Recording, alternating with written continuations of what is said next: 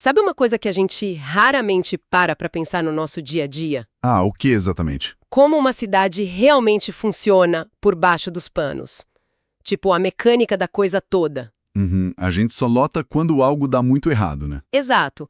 Quando o semáforo quebra, ou quando aquele lixo acumula na calçada, ou o ônibus atrasa, a primeira reação é sempre procurar um culpado. Com certeza.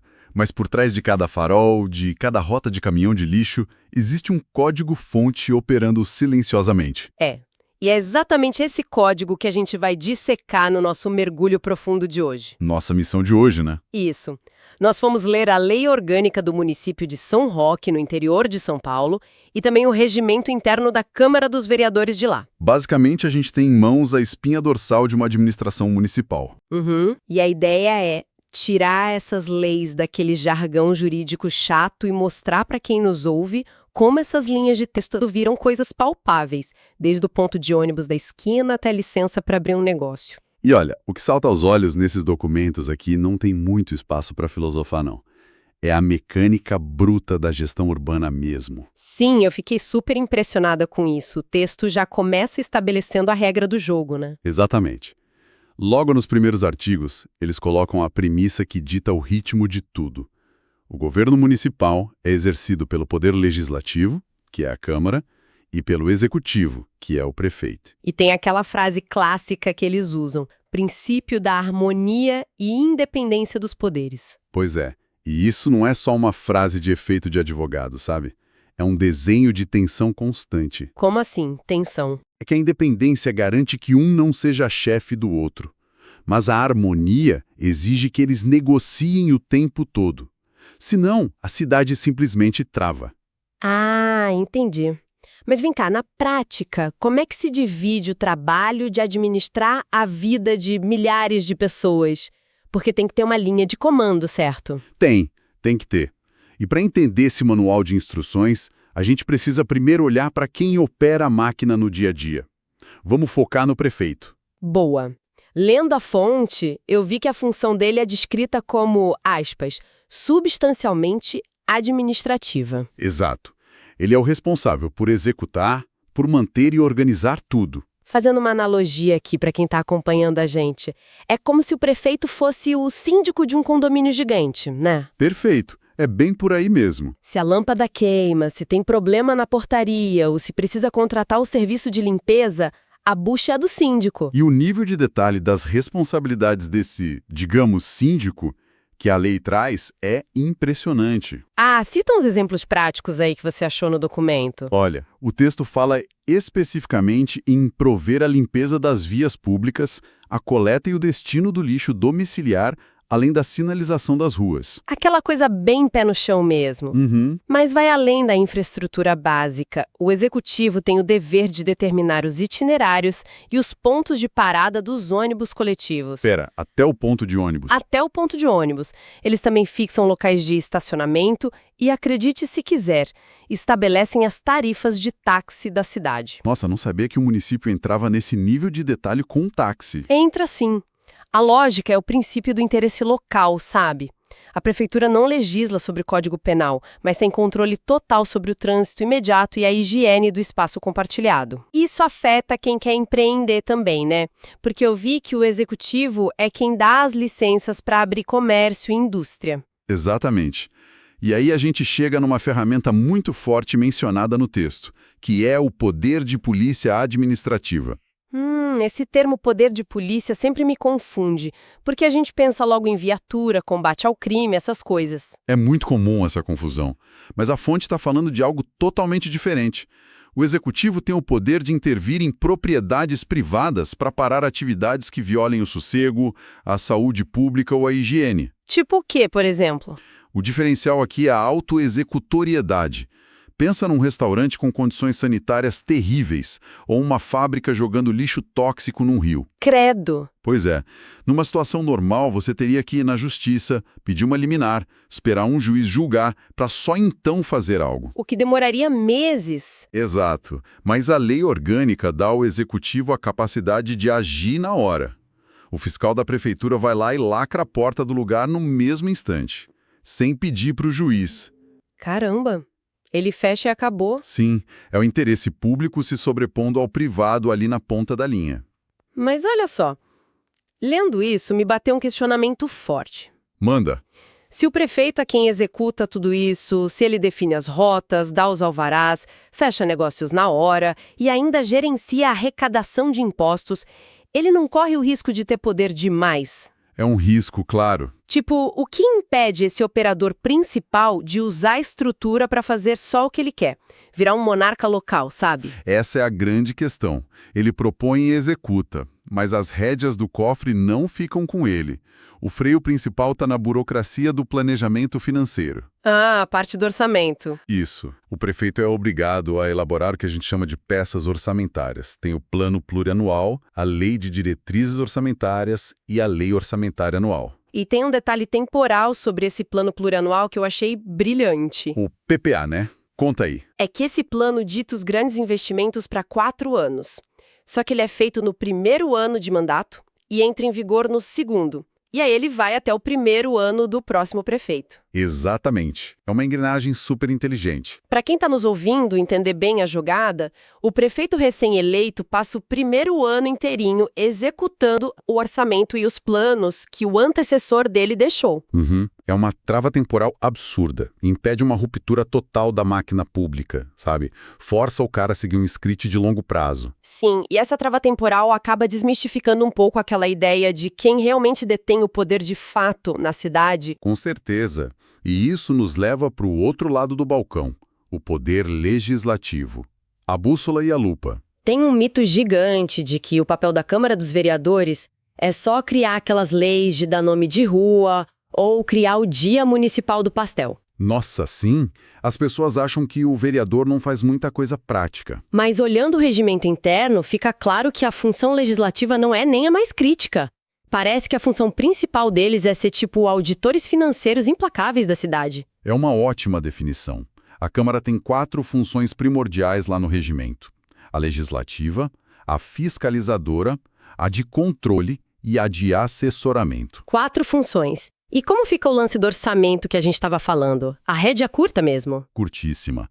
O prefeito planeja, mas é a Câmara, através da sua Comissão de Orçamento, Finanças e Contabilidade, que aprova ou não. Mas e no dia a dia? Digamos que aprovaram o orçamento. O prefeito não pode simplesmente mudar de ideia no meio do ano e pegar o dinheiro de uma reforma de escola para construir uma praça. De jeito nenhum. O dinheiro é carimbado. Se ele quiser buscar um empréstimo num banco para uma obra grande, ou precisar de um crédito suplementar porque surgiu uma emergência, ele tem que mandar um novo projeto de lei para a Câmara e justificar cada centavo. Ah, então ele tem que pedir permissão de novo. Sim, é a garantia de que o dinheiro dos nossos impostos está atendendo o interesse coletivo e não só a vontade de uma pessoa só. Mas não vamos diminuir a parte legislativa também, né? Porque quando aplicada a fundo, a Câmara decide o futuro econômico da cidade. Como na questão do plano diretor, né? Exato. O texto fala sobre votar as normas de zoneamento. Para quem não está familiarizado, o zoneamento é o que decide no dia a dia onde pode ter uma fábrica barulhenta e onde vai ser só um bairro residencial tranquilo. Isso afeta diretamente o valor dos imóveis. Muito. A Câmara desenha essas linhas no mapa e define a qualidade de vida local por décadas. É um impacto muito maior do que só dar nome para a praça. E tem os impostos também. Cabe à Câmara legislar sobre os tributos locais, IPTU, ISS, até isenções fiscais para atrair empresas. Tudo passa pelo crivo dos vereadores. O prefeito não pode aumentar imposto por decreto e pronto. Ainda bem, né? Mas eu vi também que o grande poder mesmo que você chamou de lupa está na fiscalização pesada. Ah, essa parte é vital. A Câmara tem que julgar todo ano as contas do prefeito.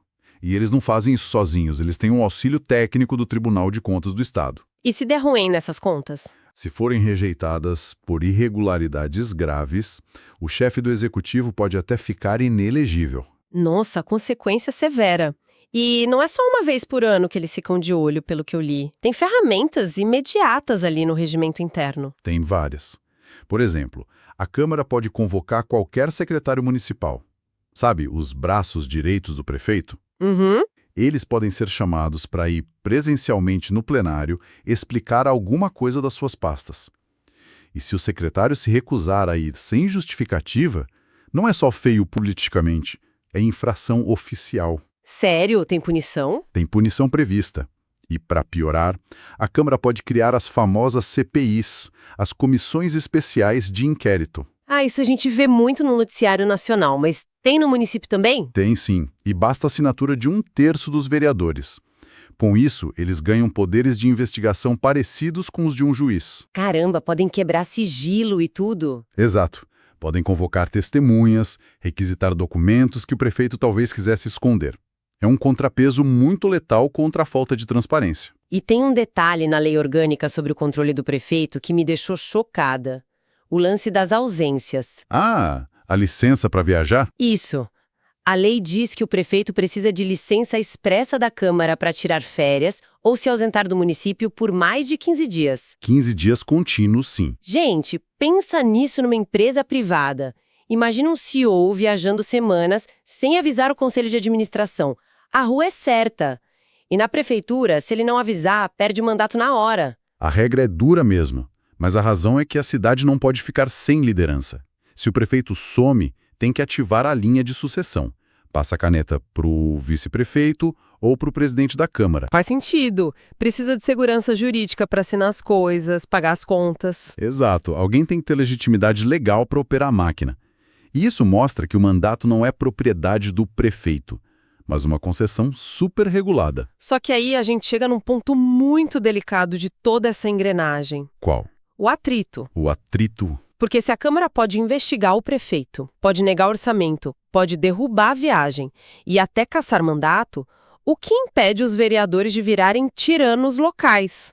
Usar a lei como chantagem política, né? Sim, de ficar, travando tudo se o prefeito não fizer os favores que eles querem. Como é que esse manual de instruções evita que eles se destruam e acabem com a cidade no meio? Bom, a resposta é que o sistema é um delicado jogo de xadrez com freios e transparência compulsória. O atrito que a gente está falando, ele não é um bug, ele é uma funcionalidade desejada. Como assim um atrito saudável? O sistema não quer que eles sejam melhores amigos, quer que eles negociem. Mas para evitar o benefício próprio, tem umas travas geniais. Por exemplo, a regra dos salários que a gente viu. Ah, eu adorei essa parte.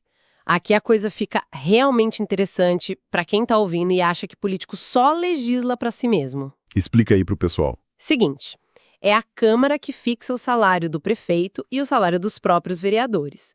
Mas a sacada é que, pelo princípio da anterioridade, eles não podem aumentar o próprio salário para aquele mês, nem para aquele ano. Eles fixam o salário apenas para a próxima legislatura. Exato. Então, eles não sabem quem vai sentar na cadeira no próximo mandato. Podem ser outras pessoas completamente diferentes. É uma barreira sensacional contra benefício imediato. É uma proteção excelente. E tem outra trava de segurança contra abusos, que é a imposição de uma transparência radical. Radical em que nível? O balanço financeiro da cidade, as contas mesmo, precisam ficar à disposição de qualquer cidadão durante 60 dias por ano para exame. Qualquer cidadão. Qualquer um. E não é só jogar um PDF num site obscuro e esconder. O sistema obriga que a informação esteja acessível e que a prefeitura tire as dúvidas se alguém questionar. Funciona como um desinfetante contra negociações escondidas, mas e se o negócio fica feio mesmo? Se um tentar asfixiar o outro? Aí entram as punições simétricas de destruição mútua.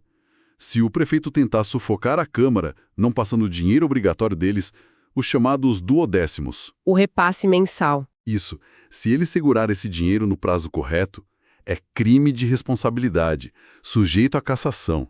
Ele não pode estrangular o legislativo financeiramente. E se não responder aos pedidos de informação da Câmara, também perde o cargo. E do outro lado da mesa, o vereador também não pode fazer o que quer. Lógico que não. O regimento interno é claro. Abuso de prerrogativas, falta de decoro ou pegar vantagem indevida resulta em cassação. É tipo Guerra Fria. Se um apertar o botão nuclear, os dois caem. O conflito é mantido sob controle pelo medo das consequências. E é esse equilíbrio tenso que faz a cidade andar. O executivo tem a máquina, as retroescavadeiras, os contratos. O legislativo tem a autorização do gasto e o poder de auditar. Ambos os pedais precisam ser acionados no ritmo ditado pelas leis orçamentárias. E se o prefeito não gostar de uma lei aprovada, ele pode vetar, né? Pode. alegando que é inconstitucional ou ruim para a cidade. Mas aí volta para a Câmara, que pode derrubar o veto do prefeito se tiver maioria absoluta. Fazendo valer a vontade parlamentar. É uma dança constante. Resumindo a nossa investigação até aqui, o dia a dia da cidade, do lixo recolhido à creche construída, depende inteiramente dessa dinâmica. A execução sem fiscalização gera corrupção e desperdício. E a fiscalização sem quem execute gera estagnação. Eles precisam um do outro. É um sistema de divisão de tarefas muito bem pensado. Mas tem uma coisa nas fontes que a gente analisou que muda a perspectiva inteira no final das contas. O poder supremo? Isso. Lendo a lei orgânica, fica claro que tem um princípio acima do prefeito e acima da Câmara. A primeira regra diz que todo o poder municipal emana do povo local. E o mais bacana é que isso não é só poesia constitucional. O texto detalha as ferramentas práticas. O cidadão não é só um espectador que vota a cada 4 anos. Sim, eu fiquei surpresa com o mecanismo da iniciativa popular de leis. Pois é, as pessoas não precisam esperar a boa vontade de um vereador para criar uma lei. Para quem está ouvindo e acha que a política é fechada, a fonte diz que se um projeto de lei tiver assinatura de pelo menos 5% do eleitorado, a Câmara é obrigada a receber e tramitar do mesmo jeito que um projeto de um vereador. Numa cidade média de 100 mil eleitores, a gente está falando de 5 mil assinaturas.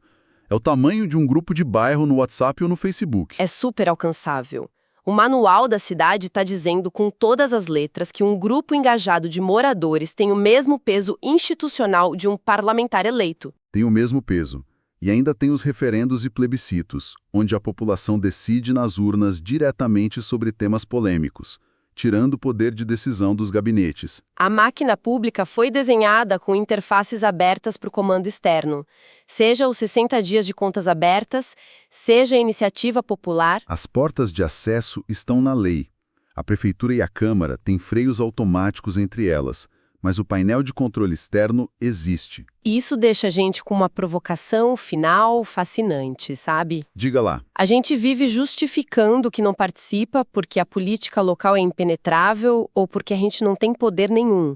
Mas o texto da lei não sustenta essa desculpa. Não mesmo. A infraestrutura para a sociedade mandar na cidade está construída, testada e formalizada ali no documento. Então, com todas essas ferramentas disponíveis, desde olhar o extrato do cartão da prefeitura por 60 dias até impor uma lei nova com assinaturas, a grande pergunta não é o que os políticos estão fazendo. É o que o cidadão vai fazer. Exato. A questão é, o cidadão está pronto para usar a caneta que a lei já colocou na mão dele? A cadeira de comando está ali, destrancada.